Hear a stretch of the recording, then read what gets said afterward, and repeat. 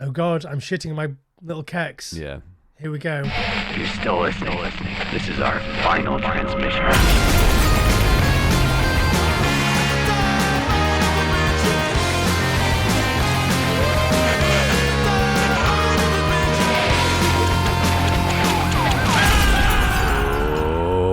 Oh, we're Jamie. It's the Final Transmission podcast. I'm Sam Russo. You're Jamie Carruthers. Welcome, dear listeners. One episode per week. Speaking about a horror movie with Jamie Carruthers from the dawn of time to the end of time. How you doing, buddy? I'm doing great. I feel refreshed after a long month of relaxation and no releasing podcasts. How do you feel about that, Sam? Yes, what a wonderful break. My zest and joie de vivre has returned. I'm ready to go. Yeah, we have to remember the artifice of the break Yes, when we come to do our adverts the later. break that has definitely happened. Yeah, what a great break. What did you get up to? I went to Nouveau Eureka, Yep. New York. How was it? It was great. I ate all of the food, I assume. And Who won the baseball? probably the Cubs. I'd imagine. Let's go Cubbies. Yeah, I was there supporting the Mets, but I don't care. Yeah. You got to root for those hometown boys. Yeah, I feel like I'm getting into baseball enough that I need to pick a team. Uh-oh, who are you going to pick? I don't know. How are you going to pick? I also don't know. How did That's you the pick? end of that, How did you pick the Toronto Maple Leafs? Through a rigorous process. So I thought back to when I used to play NHL 94, 96, stuff like that when I was a kid, and I always used to pick Toronto, and I couldn't figure out why as an adult that should translate into my adult hockey fandom. I've always kept half an eye on them, but I was drawn to other teams. I was a huge Blackhawks fan growing up as well because of Wayne's World. And I think at some point I found out that Mike Myers was just playing a Blackhawks fan. He's actually a Leafs fan. And that sort of started to inch me towards Leafdom. I had to weigh up who do my favorite people back in Canada. So the Flatliners, quite famously a Toronto Maple Leafs fan band. However, KJ from Chicks Dig It is a huge Edmonton Oilers fan. So what am I going to do with that knowledge? Not much. So I watched a few games. Well, I watched about a season and a half's worth of games and just really, really got into the vibe of the team, loved their attitude, loved the history. The fact they haven't won anything in 60 plus years is just wonderful to me. So back them because I loved them as a kid and figured out I like them as an adult. What are you going to do? I mean, I'm tempted to... Obviously, when I was in America, I watched the Mets. Yeah. So I'm tempted for it to be the Mets. And they also have, I know a tiny bit more about them than I do many other teams because of Seinfeld and watching media and stuff. If you back the Mets, you get Mr. Met, the lamest mascot on earth, the baseball head guy. It's funny. I like Mr. Met. I'll tell you what, I'm a fan of Mrs. Met. Mrs. Met rips. I like a mascot that I might have a chance with. Are you saying you haven't got a chance with Mr. Met? I'm saying I might have a chance with him, but I wouldn't want to act on it. I wouldn't want to be a home wrecker for Mr. Met, but for Mrs. Met, I'll do it. Fair dues. Yeah, welcome to Final American Sports with a guy that knows some stuff about American sports and another guy who's actually talking about Canadian sports, but still. North American sports. Canadians don't like that, Jamie. If you refer to hockey as an American sport, we're gonna lose Canadian favor pretty quick. Lick my nuts. Let's get into this. This movie. And he said song. Today we're covering a little movie called. Do you want more titles? It's called La Casa 3. It's also called Ghosthouse. It's also called Evil Dead 3. Any others? Probably. It's Italian, so that's a thing that happens. Yeah. So worth saying here at the jump that I wanted to do a month of covering movies that are blatant rip-offs of other movies. Yep.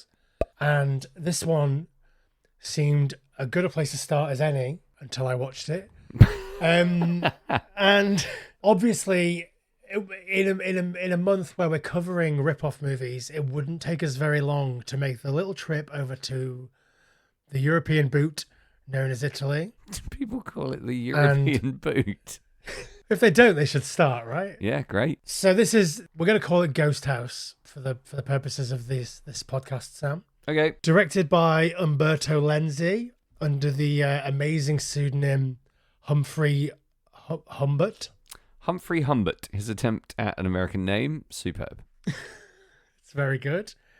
He is, I would say, Italy's premier rip-off schlockmeister. In a sea of rip-off idiots, he is the rippiest, oppiest. Yeah, I mean, it's like claiming you're great because you have the stinkiest farts, in my opinion. But like, Yeah, well, he's not claiming that he's great, and I'm not claiming that he's great. I'm just laying down the facts. Lots of other directors, like say Lucio Fulci, have some relationship with this sort of schlock. Yeah. But I would say that they also have some redeeming features, like maybe being able to direct a movie. But don't you think, I mean, I'm assuming a huge leap here. Don't you think Umberto Lenzi has done some good films? I would have thought that quite a lot in this catalogue is 100% you to the bone. Yeah, I mean, he's done some amazing films, but he's also done a big catalogue of shit. Yeah. Why? Why? Because these guys, they just love to spunk stuff out. He made 2 separate James Bond rip-offs. Right. In different series of James Bond rip-offs. Okay. So he made a Super 7 movie and he made a 008 movie. Is it just compulsive filmmaking at that point? Like, are you just making them because you can, do you think? Yeah, absolutely. Like the good movies that he made Cannibal Ferox, which good movie is debatable, but I do quite like it. He made a couple of really good gialli, like Spasmo and Eyeball and Seven Bloodstained Orchids, but you know, he's made some real bad stuff. Some clunkers. He does a lot of writing and directing, doesn't he? So it's clearly a vision. Like, you don't write and direct a movie like Cannibal Ferox and have, you know, accidents in there. It's all deliberate. It is what it is. I think when they're making a movie for their local market, they act differently, or they auteur differently to when they're making a movie that's designed for the American market. Sure. Well, I mean, as soon as you see that, you know, knowing what we know about this movie going in, that it's an Italian movie, it's directed by Umberto Lenzi, you're immediately suspicious when you start seeing that credit list, and you know, like, half of it is different names for him. Yeah. And the rest are just completely made up. He also directed one of the 3 Demons 3s. Demoni 3.2? He made Demoni 3 Black Demons. Oh, yeah, Black Demons. 4.2 on IMDb, I noticed. Yeah, not to be confused with Demons 3 The Church or Demons 3 The Ogre. No, Black Demons. It's what it sounds like. It's the worst of the Demons 3s. Yeah. To be the worst of 3 versions of the third movie in a bad movie series is quite impressive. I mean, I'll fight you to the death on this one, but I do love Demons and Demons 2. Yeah, we know you do. For more on Demons and Demons 2, scroll down quite far. Yeah, I think that was our 3rd episode. Yeah, I should have known. I should have called it then, Jamie. So, like, it's going to astonish our listeners to learn that I have not dug deep into the Lenzi catalog. I haven't gone on a mad tear and watched all his movies. But I have a rough idea of what the guy's all about, so I knew what I was getting myself in for with this movie. You seem to be dropping hints that you were a little bit disappointed. Well, before I get into any of that, Sam, I want to talk more about the rip-offs that are present in this movie. So, I mean, you mentioned up front that this was called La Casa 3, which is La Casa in Italy was the Italian name for the Evil Dead franchise. So Evil Dead was La Casa, Evil Dead 2 was La Casa 2, and this is La Casa 3, not affiliated with Evil Dead. Also worth noting that La Casa 4 and La Casa 5 were both original movies in a series, in the series. And then La Casa 6 and La Casa 7 was House and House 2. So it's bananas. Sorry, was it House 2 and House 3? I can't remember. But it's, yeah.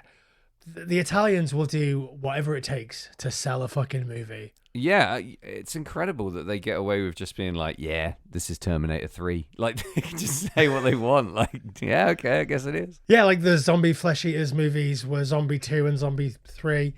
And obviously Zombie was Dawn of the Dead. Yeah. So nonsense. Absolutely nonsense. So, given that this is the Casa 3, you would assume that this is a rip-off of Evil Dead. And you But it's would be not. wrong. Yeah, this is a rip-off of Poltergeist. Yeah, I did assume it was going to be a rip-off of Evil Dead because it's called Evil Dead 3. So I fell for it. You know, I'm one of those Italians that ran out and paid money and was like, I'm sorry, what? So yeah, a kind of a Poltergeist thing, I guess. But, I mean, spoilers, the rip-offs are not limited to one movie. Absolutely not. Not limited to 5 movies. I doubt we're going to be able to name them all. Quite a fun quiz at home. Write down the movies that are being ripped off as you go through the experience of Ghosthouse and see how you feel at the end of it. So with that, this was I think my first watch. I don't remember having seen it before, but it's possible that I scrubbed it entirely from my mind because kind of nothing happened. How interesting. I'm guessing you hadn't seen it before. No, I'd not. I mean, you told me you just said you thought it was going to be Evil Dead. So yeah, I haven't seen suggests it. Yeah, but dude, I've watched films and forgot them immediately. There's no way I've seen this. I haven't even seen silly little clips of this or anything. I do remember watching Witchery, which is what La Casa 4. Yeah, that's the next one. Yeah. With David Hasselhoff and Linda Blair. Which is probably why I watched it, to be honest, during my Baywatch years. And as I was watching Ghosthouse, there were tiny glimmers of familiarity, but I'm almost certain I've never watched it. It felt fresh. Yeah, I wonder if, because Witchery was pitched as a direct sequel to this, I wonder if there was some Silent Night, Deadly Night 2 editing going on where they clip out some of this movie into that potentially. Well, I did read that a lot of the music from this is from other movies, just straight up lifted. Which I think is very funny. There's the establishing shots of the house are from a different movie, I think, as well. There's loads of stuff that's just straight up robbed. Again, Italians, what you gonna do? Yeah, it's almost like quite a Turkish approach. The Turkish rip-off movies are something special. Right. I would recommend anybody go out and find Turkish Superman, which includes all of the Terminator music, and it's just fucking great. Turkish Superman includes all of the Terminator music. Yeah.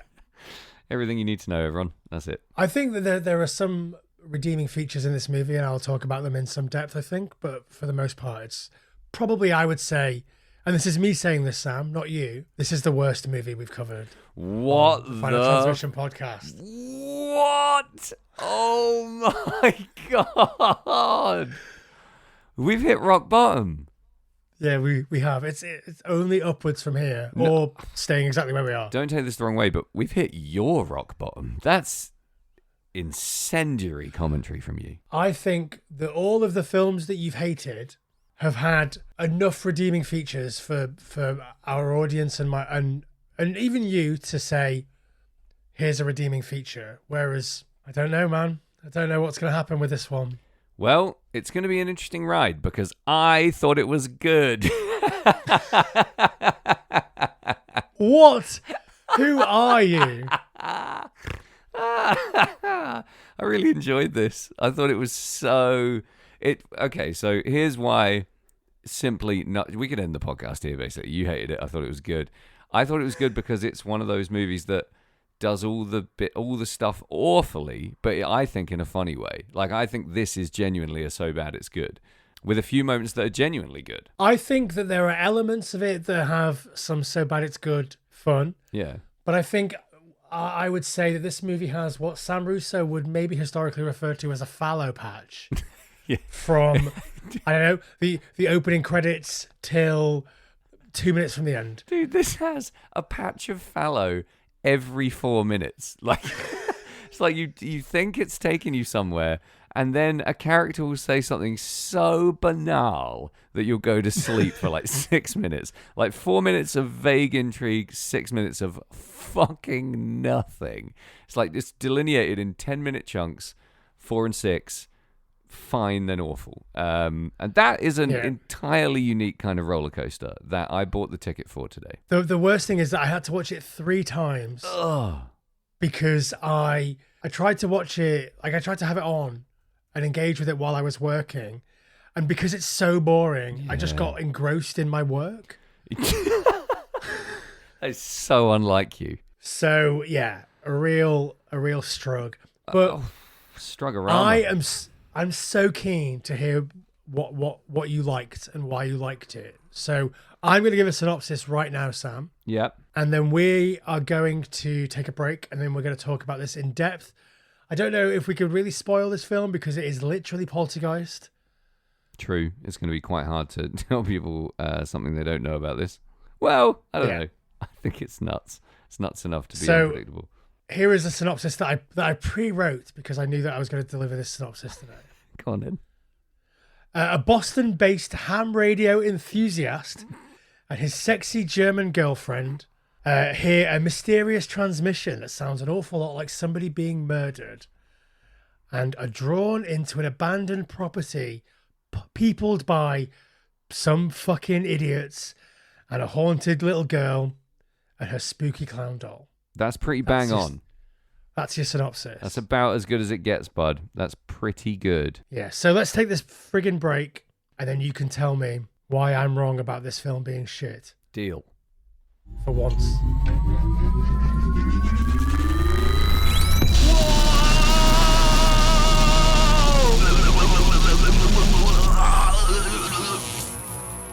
Whoa, holy shit. I guess that's why they call it Phantom Power. Oh, back. So back, Sammy. So back. Back. I can rattle off all of the things that I liked in this movie if you want. It's going to take 10 seconds, I think. It might take a little bit longer than 10 seconds. That opening scene, I think, is phenomenal. Ooh, the whole thing, really? Yeah. Like, bad phenomenal. But, like, the terrible dialogue is amazing. The scary little girl is dead good. I mean, the instant dead cat, not my favourite, but whatever. It's a sad little dead cat. Yeah. The very subtle little reference of Henrietta in the cellar. Very silly, very obvious. Yep, pretty bad. As soon as that happened, I was like, oh, it is an Evil Dead rip. And I thought we were staying in that timeline, which was quite interesting. The guy's accent is intolerable. Yeah. Luckily, he gets killed with an axe fairly quickly. I thought he was our protagonist. I was so worried. But then his wife gets killed with a knife. So I like the idea of this little girl carrying around a big bag of weapons to use. Art the Clown. Oh, I've used that one. Next. Yeah.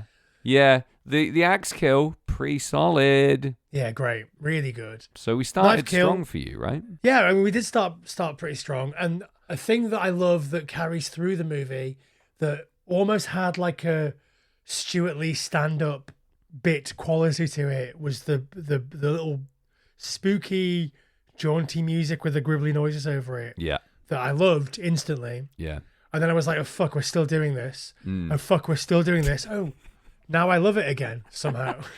Yeah, I've got to be honest, that didn't get old for me in the way that I thought it was gonna.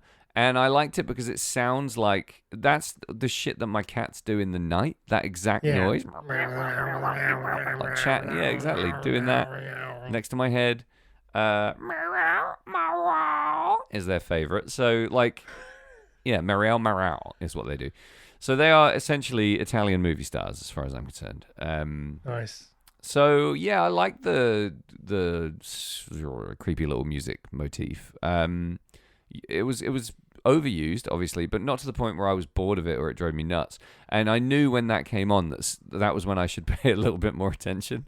So it was a little bit of a trigger that something's about to happen, you know? Yeah. So I liked the opening scene. It sets up the tone quite well because it's like, oh, this is going to be shit and fun. Nobody's watching the opening scene being like, oh God, I'm shitting in my little keks. Yeah. Here we go. I love the clown doll. Mm-hmm. I mean, it does look suspiciously like and not legally distinct from the Poltergeist clown, but I love it anyway. I think it's stupid little face, and the fact that sometimes it has pointy teeth and sometimes it doesn't is fucking hilarious to me. Yeah, I thought the clown sucked. I like that it was completely inconsistent. I thought there were multiple clowns for quite a while, and I like that it's a really old school, horrible, like clearly just, you know, taking out one of those creepy fucking shops that just sells clown dolls for some reason. Yeah. But again, like this, there are a few things that I find completely uninspiring in a horror movie. One is dolls, another is clowns, and another is little girls. So I'm just like, holy fuck, here we go. The big three. So yeah, fine. Like clown doll, sure, fine. Doesn't talk. The shot where the German girlfriend like finds the original, or finds it in like the toy chest. Yeah. And it has no teeth, and then it cuts away, and it cuts back, and the teeth are suddenly there. Yeah. I thought that was so good. Yeah. Like, not good, but great. Like, so silly and funny, and like, I wanted to see the teeth come out. Like I wanted to see it like grow its little teeth. Oh right, yeah. And there's lots of moments in this movie that are obviously dictated by budget and a slightly silly, playful take on horror that I think are pretty refreshing. Like, there's a lot of literal, just like cut away, cut back, something's changed, and that's quite fun for me. Once you accept that there is no way on earth anything in this movie is going to impress you, everything is kind of a bonus. Like there's special effects in this film that should be shown in film school to show people what not to do. And then there's some stuff that's genuinely creepy. So, if you throw the baby out with the bathwater, you're going to miss, I think, a little bit of mild entertainment in this film. Yeah, I think that for most people, you would know exactly what you're getting as soon as the film ident comes up at the very beginning of the movie, because this is a film Mirage movie. Yeah. And most people will recognize that as the logo that comes up at the beginning of Troll 2. Sure. So this is nowhere near as fun as Troll 2. So, I watched Troll 2 after I watched this the third time to be like, okay, let's do this properly. You watched 4 movies today. I watched it twice yesterday, once today, and then I watched Troll 2. Oh, that's bananas, Jamie. I love Troll 2. I think it's spectacalar. I think the experience that I have watching Troll 2 is maybe the experience that you had watching this. It wasn't that good. I can't say I wholeheartedly enjoyed it. I just thought it was You said it was good. Yeah, it's on the good side of dreadful movies, Not to be written off. So, completely. okay, other things that I liked. Obviously, the dialogue is terrible, but some of it made me laugh a lot. And the funniest line for me was I've made chili. Keep the chili hot. And yourself and hot. Keep yourself hot also. I mean, when the dialogue's bad and the delivery is worse, you get a weird kind of magic. Yeah, I completely agree. And especially when it's delivered by someone you just cannot class anyone in this film as an actor. Like, can you imagine how bummed real actors would be if we said that these people were actors? Like, it's just not a thing. It's like going to Picasso and being like, my nephew does macaroni art. He's an artist, He's the same as you. Yeah, he's the same as you. Yeah. It's easy, right? So, fuck me, they are so rank. Is anyone good in this, do you think? No. Yes. One person is good, I think, actually. Who? And that is the cop, William Devaney. I think in his first scene, he's great. In his next couple of scenes, he's not. I think he's the only person that's giving a performance. And I think it's almost like a Christopher Walken-esque type performance of weird, not quite enunciating properly and making it interesting as a result. I think you've fallen into a trap. And that trap is just an older man being on screen, because it happened to me with every older man character in this movie, because the young people are so dog dick awful. As soon as an older man shows up, I was a little bit like, here we go. You're old, so you must have acted before at least a few times. And every older male cast member that shows up just fucks the shoe so hard straight away. Like, awful. I thought he was great. Yeah, it doesn't hold up next to even the worst TV detective for me. Did you notice that in the end credits, he's credited as Lou Tennant? Lieutenant. There's the mortician in this is played by Robert Champagne. Yeah, I love that. I wrote that down. Bob Champers. So many fucking terrible. I thought they were all Italian actors, but I guess there must be a French guy in here, because otherwise he'd be Bob Sparkling Wine, right? Very good, very good. Wayne's World reference.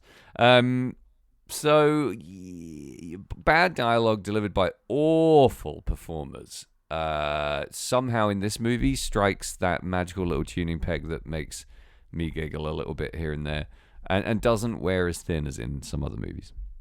Yeah, so I also wonder about the casting of this because of what we know about Troll 2 and the fact that it was also a Film Mirage movie. We know that Claudio Fagrasso just went to this small town and cast people that lived in this town. Yeah. So I wonder, like, the fucking dad in that movie is a dentist. Sure. So, like, I wonder if there's a similar thing happening here where he just went to, I guess, Boston and just cast people that he found walking in the street. Right. Potentially. I have no idea. But based on it being a Film Mirage movie, like, and the level of performance that we see on the fucking screen. Yeah. People don't know like where to stand or how to move in this film. Like, it's obvious shots where people are being directed specifically, like jump here, do this, dodge this, that they do it. But in scenes where there's just dialogue, they're not blocked. They have no idea what they're doing. They're just like there's scenes where people's legs are pointing one way and their bodies are pointing the other way while they deliver a line because someone's obviously moved and they've been told to stay where you are. Like, it's a total mess. So a great example of so bad it's good is when your boy gets fucking pitchforked through the bicep, right? Yeah. He's got his arm up against the wall and he gets a full-size pitchfork through the bicep. And he pulls it out and he gets away and she says, oh my God, you're hurt. And he says, don't worry, I'll be fine. And he is absolutely fine for the rest of the movie. It in no point impedes his movement or his ability to use his arm. He doesn't even say it hurts. Fine. He just carries on. So that's some serious so bad it's good shit. And I don't know if they're laughing at that while they're making it, or if it's just they just forgot it even happened, or he just couldn't act like he had a hurt arm. I don't know. But it's a great example for me of a mega whoopsie turning into a kind of a mega bonus. I think these credits might just be littered with spelling errors as well. Did you notice this? Yeah. Like in IMDb, I didn't notice everything in is the like end credits. Well, like Robert Gold does special effects, but he's credited as being Robert Gould. Dan McClansky does special effects. He's credited as Dan McClaskey. Like everyone has a weird spelling mistake, or a pseudonym. I count 6 pseudonyms in the electrical department. Like, what is going on? I don't understand. Yeah, that's crazy. It's a mysterious little movie in that regard. It's weird. The Italians just love to do stuff weird. They are a strange people. Much love to our Italian listeners. Is that the end of your list of things you like, or is there any more? No, there's quite a lot more. Oh, holy shit, keep going. Before I get into that, we mentioned that this is set in Boston for the most part. Where is the house? Apart. I mean, they drove for a while to get to it, right? But so it feels like the whole movie takes place maybe an hour like, out of Boston. But how much time elapses in this movie? Maybe 2 to 3 days. Do you think so? Yeah. So she comes home, they have sex, they eat some chili, the best post-sex food. Everybody knows that I can't come unless I know that there's some chili on the way. He's basking in the afterglow and immediately jumps on his ham radio. Here's the murder thing. Is that at night time? Yeah. Okay. Records it, then does his ham radio voodoo to figure out where the call is coming from. Yeah. Which is, I'm pretty sure, fucking nonsense. I'm as a CB radio enthusiast when I was a kid, pretty sure you can't be like, oh, I pinpointed exactly where that's come from by listening to a cassette recording. Nothing in this film, spoiler alert, makes sense or lines up with reality, just so you're aware.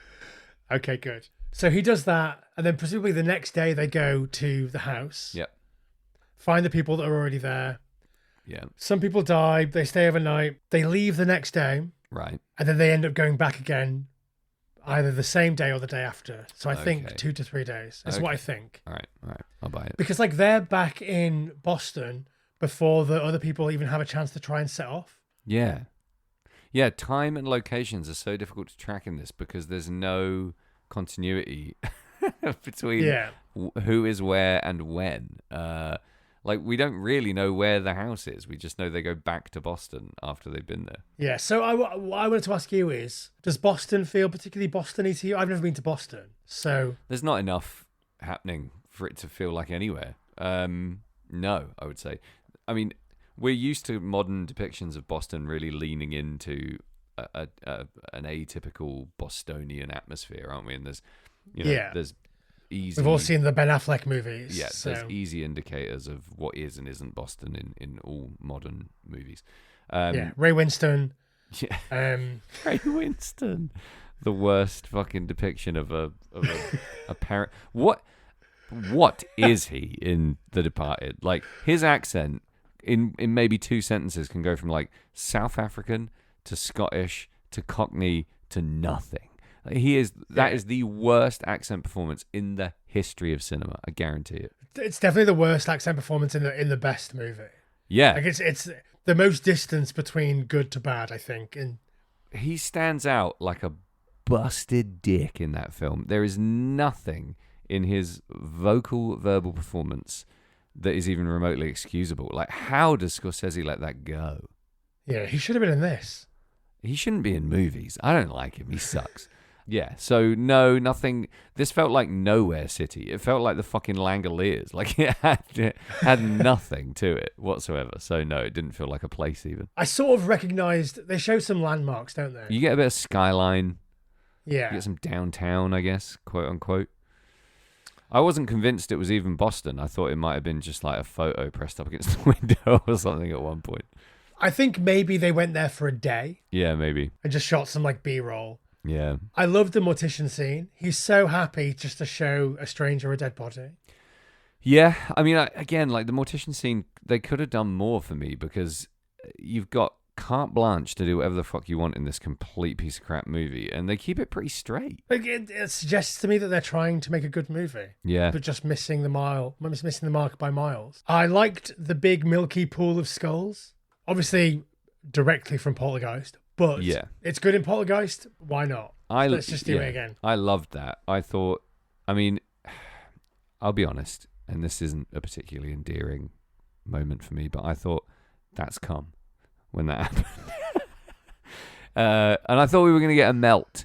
So I was so confused. Just a guy like falling into slightly gelatinous, milky substance, and then there's skulls in it, and then he's hurt. Don't know, but I thought it was great. Like, whose skulls are they? No explanation given, none whatsoever. The little girl only kills the parents, right? And like 20 years maybe ago? People have wandered into the house over the years, and they're the who knows? Well, here's like you make a good point. In Poltergeist, it's the bones of the people buried under the house. Yeah, what are they called? Native Americans, the First Nations people that are buried exactly in the Indian burial ground. Very sensitively portrayed in that film. Of course.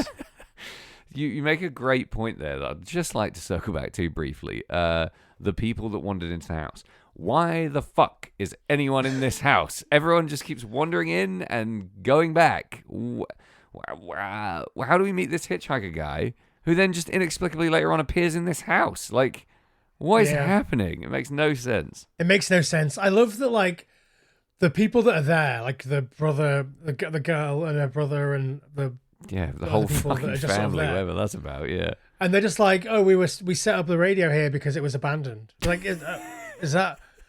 I drove my huge ham radio setup into the scary suburbs of Boston. Yeah. So I could set it up in an abandoned house. Yep. And go on a holiday to the house that I knew was abandoned when I broke in or whatever. Ham radio enthusiasts. Rule number 1 for setting up your rig: find a haunted house. Like, what are you thinking?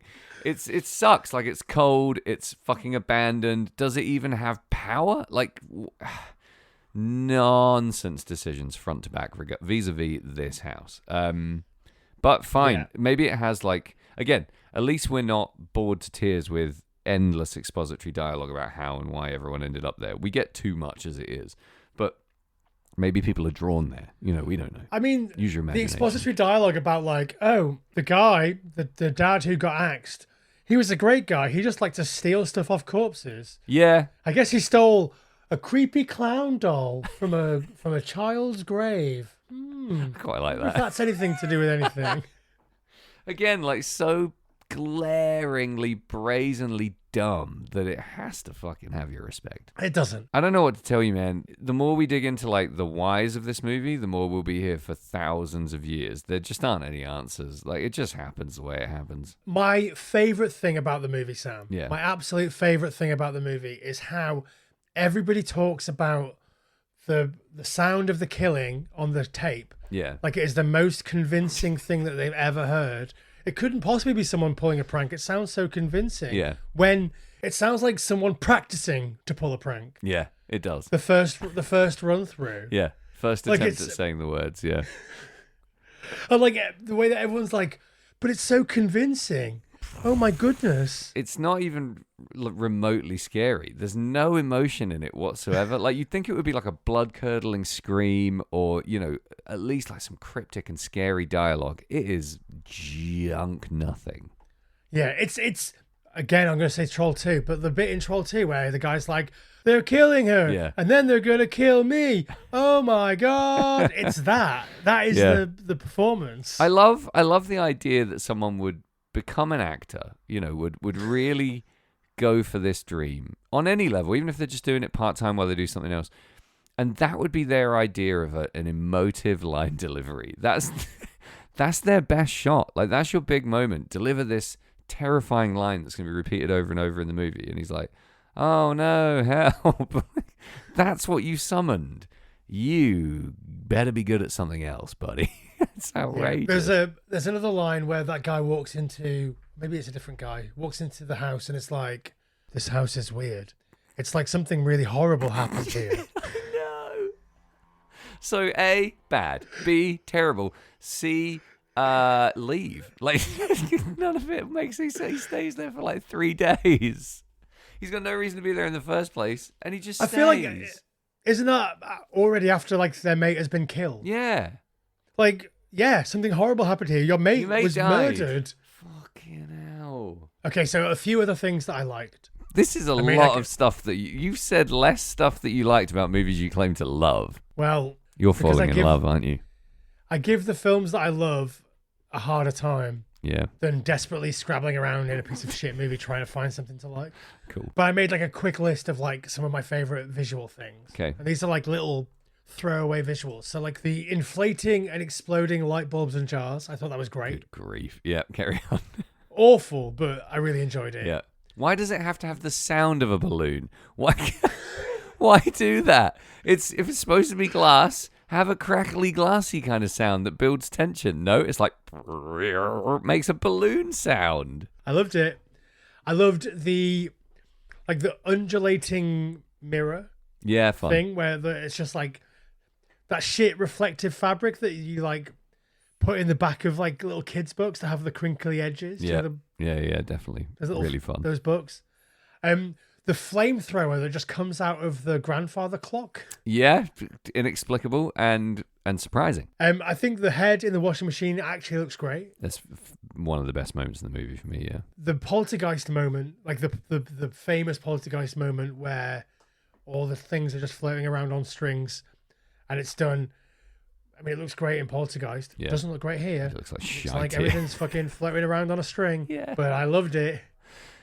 Yeah. What's the scene where there's just feathers flying around? That's the scene. That's the one you're talking about. That was cack. Yeah. It's so funny to me. It's like if we toss enough feathers up in the air, It will look no one scary, will be looking surely. at the- no one will be looking at the strings. Yeah. I mean, it's a... All right, fine. Respect for the rope-a-dope. There's one shot that I genuinely really liked and thought was really quite cool. Go on. When the little sister has been cut in half by, I guess, the sharpened blades over the bottom of the rocking horse.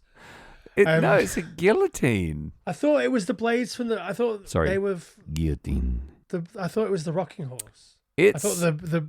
I mean, you watched it the 3 bits- times. I only watched it once, but from my one watch, one of my notes was, why the fuck is there a guillotine in the playroom?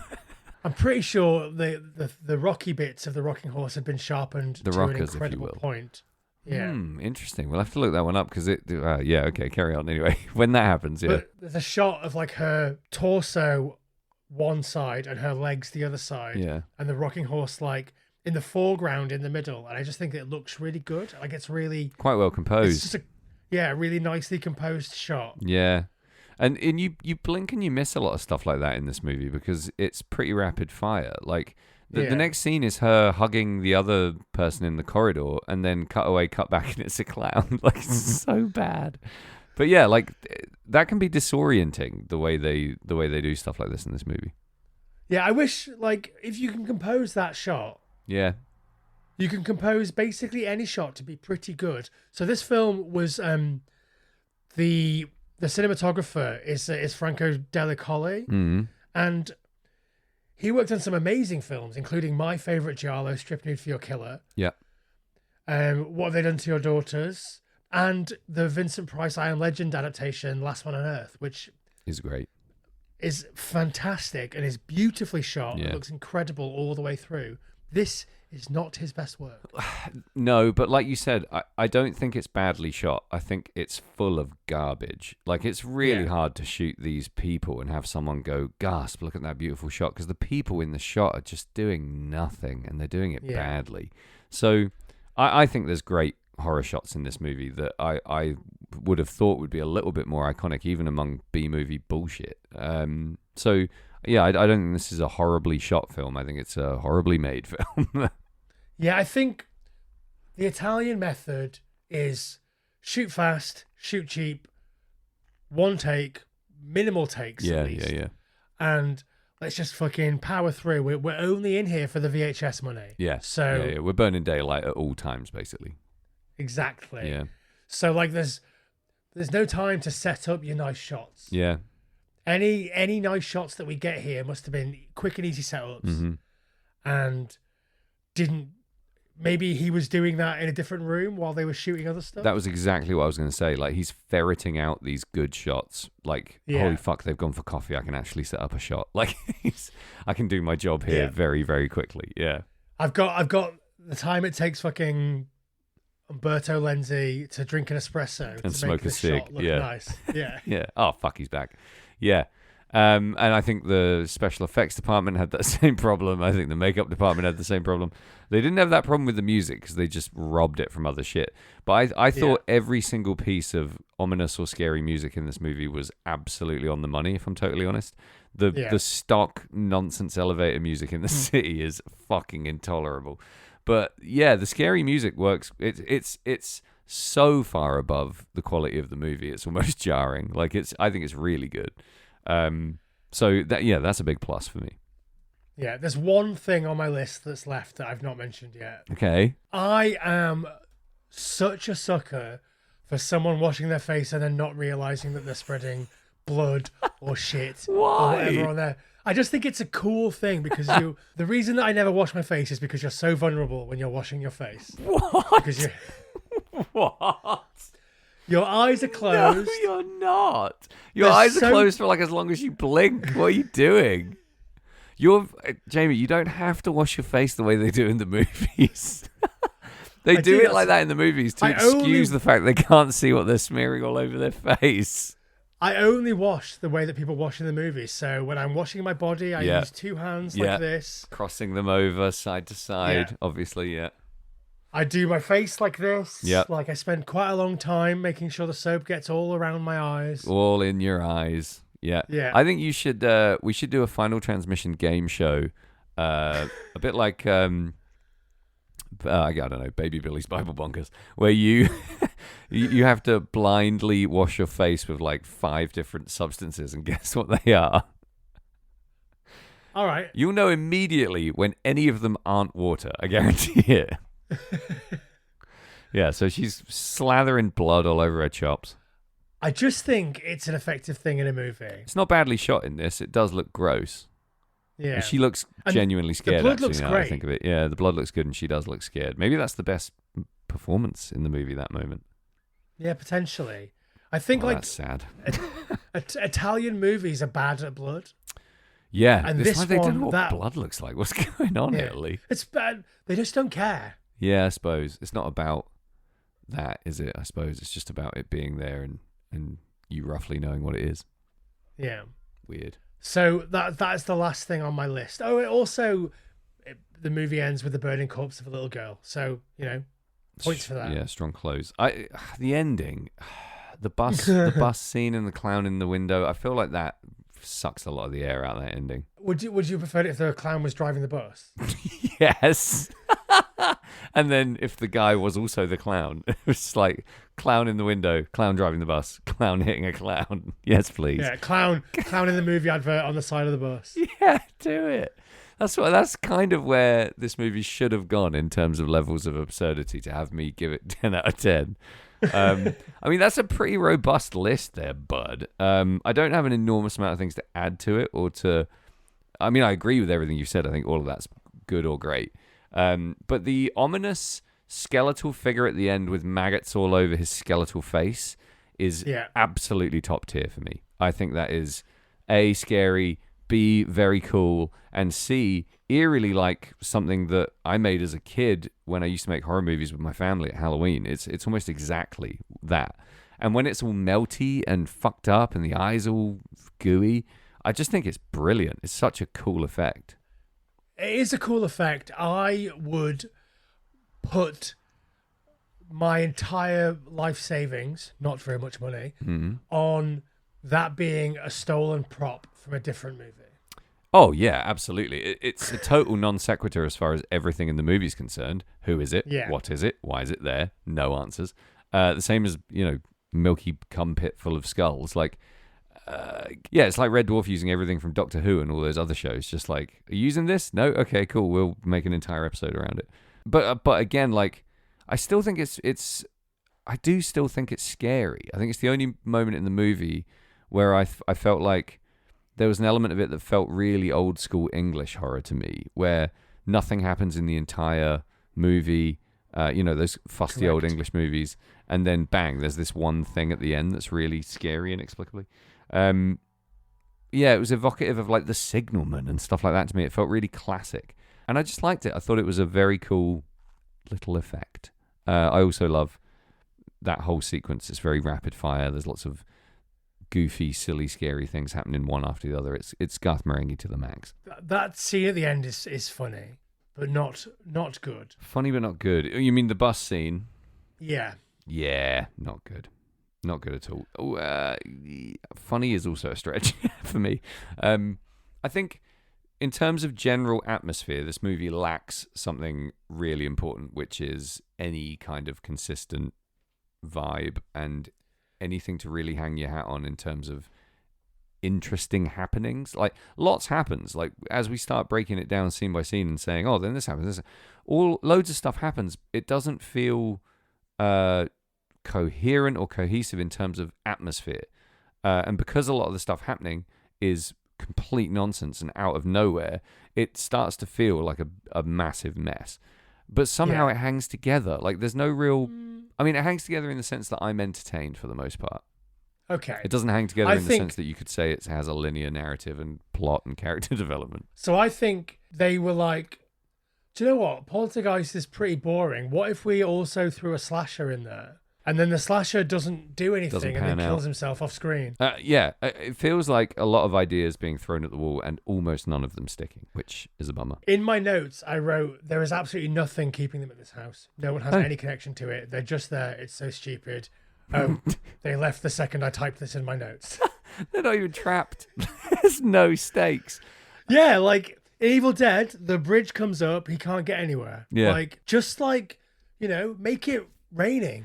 The van won't start. The cars won't start. Like, you can't... The rudiments of horror filmmaking are not here. Yeah. They're all missing. No stakes, don't care, not trapped, no origin story, no real plot. Inexplicable danger. We're not even really sure what we're scared of. Like, just a complete shower of shit. Also, like, I heard somebody saying, on my ham radio, let's go there immediately. Yeah. Like, why? Yeah. Nonsense motivation. We don't know anything about these people, or, like, they're not ghost hunters or anything. They're just, they seem like such normal, everyday, run-of-the-mill people that would just be like, that was weird, and move on with their lives. There's no way they're scrambling the jets to A, find, and then B, go to this house. Like, yeah. They don't even call the police. It's fucking nonsense. They don't call the police until somebody literally gets murdered. Yeah. And he's like, and also the cop I like the performance, but he's a bad cop. He's not particularly surprised, is he? No. And also he's like, well, this guy Volkus must have gone crazy and killed him with a fan. And the guy's like, the fan didn't have a motor in it. He's like, shut up, man. Yeah, it did. You don't know about fans. Shut up, kid. Yeah, the fan death is fine, I thought.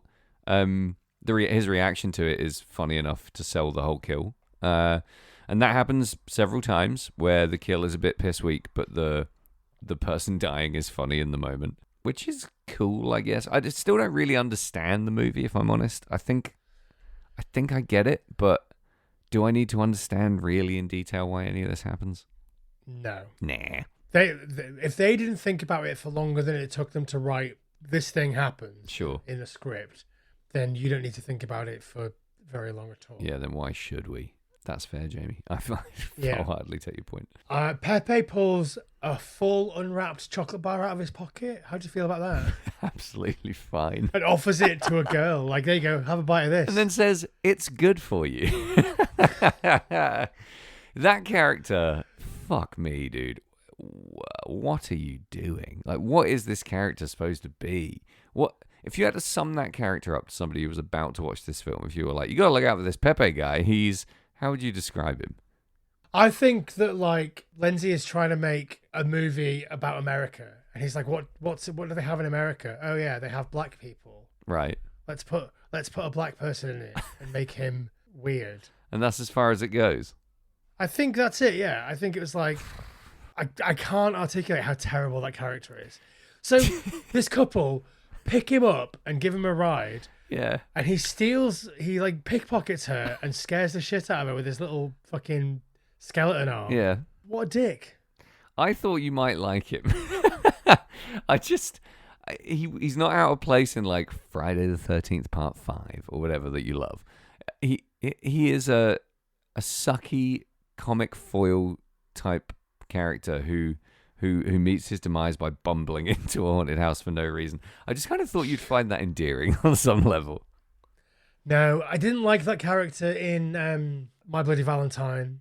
Oh, and I don't like it here. Well, he's the same bad comedy character as the jokey guy in that. And I don't know, man. Worlds apart, in my opinion, but sure. I kind of enjoy him because he brings a different energy to everyone else in this movie, and it is an absolutely untrackable energy. You have no idea what this guy's doing or why. That's true. And that's at least remotely interesting. Yeah. And the fact that I think he's done when he shows up that first time and then chips off. I was like, that was a weird, maybe he's someone. I thought he was like, oh, that's a weird cameo from somebody who's maybe like a musician or like an artist or something. Nope.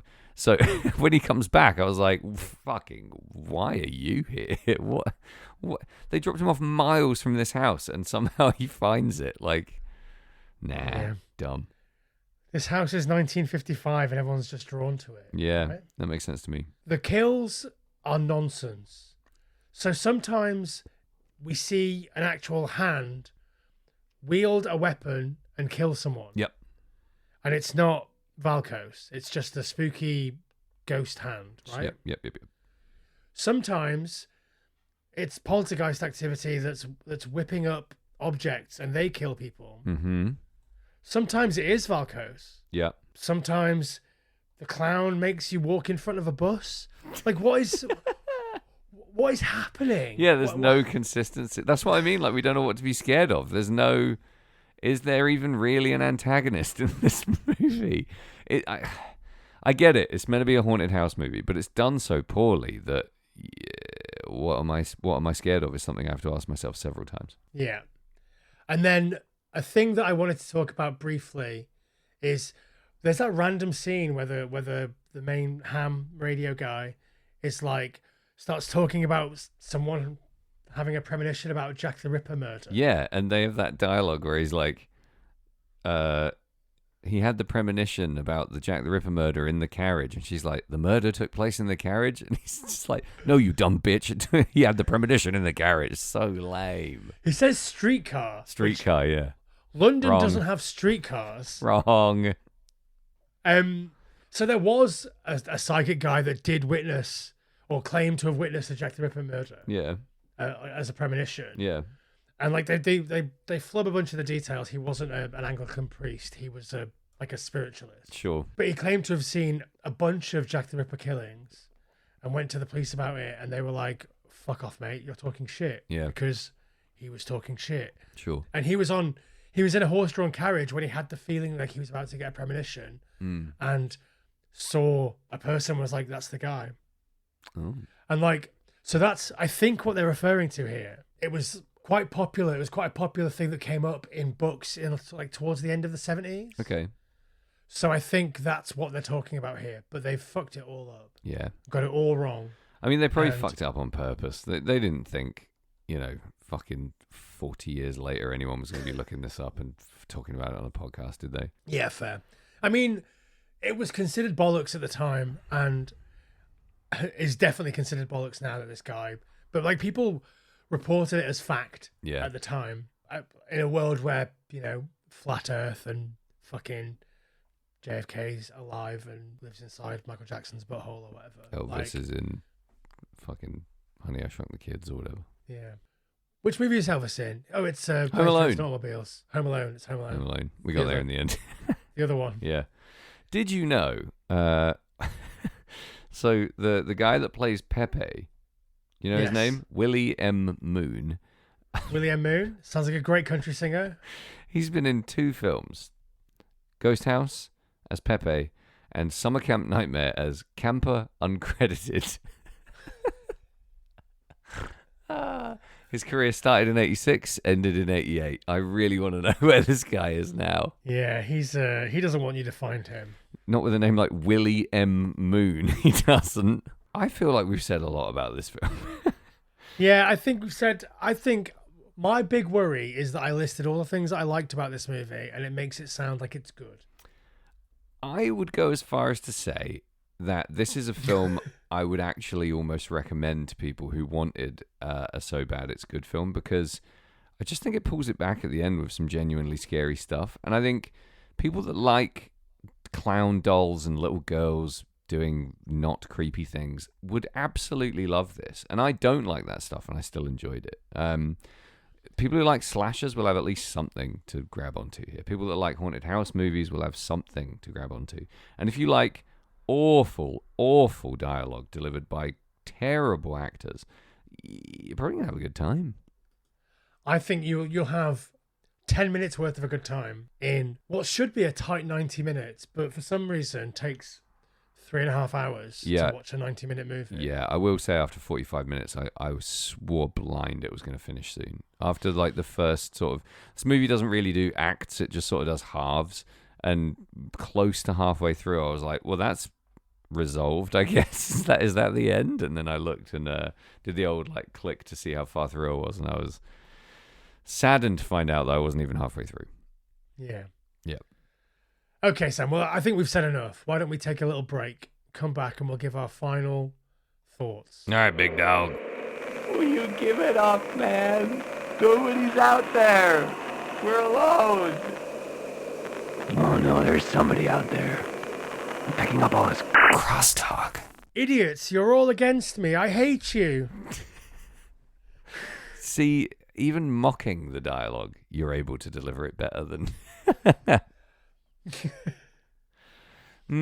Jamie, please sum up and rate your movie viewing experience of Ghosthouse, aka La Casa 3, aka Evil Dead 3. Before I do that, I want to talk to you, Sam, about a little record label based in Chicago. Based in a big spooky house about an hour outside of Chicago. It's Red Scare. Very good. Very good. Scare. It's the first time in nearly 100 episodes that we've established a link between horror and the word scare in Red Scare. I love your work. RedScare.net is the place to go if you want to buy great punk rock records from an independent, working class, hardcore, socialist enterprise called Red Scare Industries. That's the place to go. You should do it. You should buy it. You should have fun. You should. All right. So you asked me for my sum up, and I'm going to give it to you. Here it comes. It's all right, innit? It's fine. Like it's watchable. It's harder to watch if you're not paying attention. Yep. Fully. You have to give this movie all of your attention because otherwise it takes 3 times as long. But sadly, that means you're going to suffer. Because then you have to really watch it, and it's bad. Yeah, it is bad. But like, it's punctuated with these little moments of fun, and they are not quick enough and not fun enough to justify everything that came before it. But they are fun, and I do enjoy the moments. When stuff is happening, I'm having fun. When stuff isn't happening, I gouge my eyes out with a wet spoon. Like... Yeah. To quote an IMDb review I read, not only was it good, but it was also good. Oh dear. So I would give this 3 skulls bobbing around in a big pool of cum out of 9. 3 out of 9. That's fucking pretty good. That's a third. It is a third. It's a enough third to of this pass. movie is watchable. I think. All right. Okay. Let me take that from you and just run with it a little bit further. I think a third of this movie is good. I think another third of it is so bad it's good, and then another third almost entirely undermines the other goodness by being so completely dog shit. It's a weird one for me because obviously objectively this is a horrible fucking atrocity of a film. But there's something about it that genuinely tickled me. Whether that says more about me than it does the movie, I don't know. I did find a couple of the set piece shots scary. I found some of the visuals interesting. And I think overall, this is like you've had a few fucking beers. You want to slap something on in the background, but you also kind of have to watch it. Maybe you got some buds over. You know, if you had this on VHS... and just slapped it in, it would not be a rough hang. And that, I think, is the key. I'm not bummed out, really, by this movie. I'm just intrigued at a lot of the strange decisions. It's so weird to me because we have watched so many better movies that you have crushed to death under your fucking elven heels. Elven heels? My sylvan moccasins. My fey pumps. Yeah. Nah. What's better? What's fucking better than this? That I thought was dump. Edge of the Axe. Much more so bad it's good. Too many unlikable characters. These are forgettable. Fucking it's different. Demons 2. Fine. It's fine. It's annoying. This is the thing, right? This slides through the cracks. Like, it's not particularly annoying. It's not... There's no really obnoxious, over-the-top performances that make me wince. There's no, like... The little sister... Everybody thinks I'm lying. Like, fuck off. Yeah, but that happens for about 4 seconds. She's not there the whole time just being this, completely obnoxious, over-the-top piece of crap the whole way through the film. So it avoids some of the pitfalls of even really big, expensive movies that everyone loves that drive me completely bananas. There's nothing that really grinds my nuts and annoys me out of my mind. There's nothing... that bores me so much I'm angry. Do you know what I mean? Like, there's parts of this movie that are dull, but at least they're trying in those moments. At least they're, shoehorning in some nonsense exposition for us. At least they're trying to, like, travel somewhere or something. Yeah, I think maybe the reason I'm mad is because I watched it 3 times. Yeah. Oh, I'd be fuming if I watched this 3 times in a lifetime, let alone once. The music carries some of those low points for me, and that doesn't happen in some of these other movies. There's no pretension whatsoever. This movie knows it's fucking stupid as shit, and it leans into it. It has a limited budget, and it pulls off some kind of cool effects. What is the candlestick going through the dog all about? That is fucking nonsense. Yeah, that is nonsense. But that made me laugh out loud. You see what I mean? Like, yeah. It goes to the Garth Marenghi place that really tickles my tits. So, for that reason, I'm going to give it a fairly outrageous 5.5 out of 11.5. 5.5 ham radio enthusiasts inexplicably exploring haunted houses out of 11.5. It's not... Which is the amount that they have in the movie. Yeah, exactly. It's a fucking convention. And they're not even talking to each other. Not a good film. But for some reason, I enjoyed it. So think of that you will, future Sam. I'm gonna listen back to this when I'm 90 and be like, "What were you fucking doing?" I'm going to mention this to you tomorrow, and you're going to be like, nah, bollocks. I didn't say I liked that. Sure. Totally plausible. I understand what you're saying about Garth Marenghi, and I agree. The thing that makes Garth Marenghi work is anytime it would be doing that boring stuff, it cuts to a talking head interview. A Marenghi, yeah. And therefore you get to deliver some more good character stuff. Sure. Which there's no scope for that in this, because this wasn't made with any sort of knowing winks. No, and controversially, a lot of those moments are a bit cringe for me in Garth Marenghi. He's trying to do like a weird Gervaisy type thing, and it just doesn't really come off for me a lot of the time. Some of them are gold, but I would almost rather they weren't in it, and we got the kind of boring, nothingy bits in the middle. But it's still like none of this is as bad as parody, and that's again why it settles into these weird little cracks. Like it's almost a coherently made film, but it's just not quite there. I think that is very generous. Well, it's not wank enough to be parodyable, really. I don't think it doesn't do anything so egregious that you're hysterically laughing at it and quoting it to your mates forever. It just sort of squeaks by as being sort of a movie. High praise. Yeah. Well, Sam, if you want to lump some high praise on us, you can do that by going to wherever you're listening to this, rating us 5 stars, making sure you leave a little review. Yeah, you should do that. While you're there, make sure you're subscribed, and make sure you have automatic downloads turned on so you don't miss a single episode. Leave a review like, not only was it good, it was also good. Yeah, and then once you've done that, pop over to your social media platform of choice. Yeah. And follow us there at FT Horror Show. You can find us on all the platforms. I'm not going to list them because I've done it before. Boring. Follow us and share our shit with your mates. If you know someone who you think would enjoy this, but I'm butchering this, you should show it to them. Send them a thing on the internet. They'll love it. Everyone loves that. They will right? love when it. You send people Everybody stuff on loves the internet. it. That's what the kids are doing. Yeah. Do that. Or tell them in real life. Yeah, you could do that too. Grab them by the lapels, throw their head into a washing machine and say, listen to the Final Transmission podcast. Subscribe to their Patreon for only $5 a month, and you get uncut, unedited, long-form versions of this podcast, both in audio and in visual format. That's true. And I will look like complete shit because I did most of it in the dark. And we'll see you next week for more rip-offs. We're continuing rip-offs. Yeah, let's rip it off.